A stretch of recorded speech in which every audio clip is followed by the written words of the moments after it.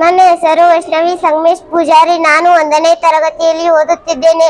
ನಾನು ಶ್ರೀ ಜಗದ್ಗುರು ಪಂಚಾಚಾರ್ಯ ಪೂರ್ವ ಹಾಗೂ ಹಿರಿಯ ಪ್ರಾಥಮಿಕ ಶಾಲೆ ಹಿಪ್ಪರಗಿ ಶಾಲೆಯಲ್ಲಿ ಓದುತ್ತಿದ್ದೇನೆ.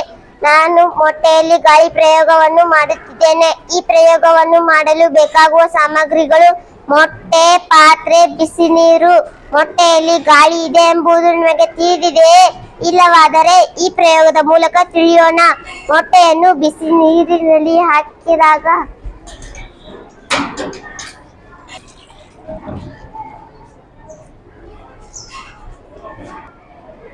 ಮೊಟ್ಟೆಯನ್ನು ಬಿಸಿ ನೀರಿನಲ್ಲಿ ಹಾಕಿದಾಗ ಮೊಟ್ಟೆ ಒಳಗಿರುವ ಗಾಳಿ ವಿಕಾಸಗೊಂಡು ಗುಳ್ಳೆಗಳಾಗಿ ನೀರಿನಲ್ಲಿ ಕಾಣಿಸಿಕೊಳ್ಳುತ್ತವೆ.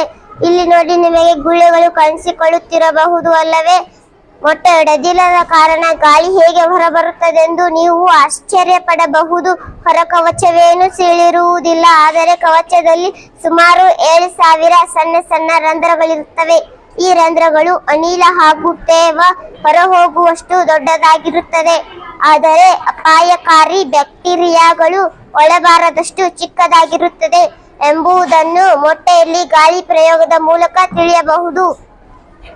ಧನ್ಯವಾದಗಳು.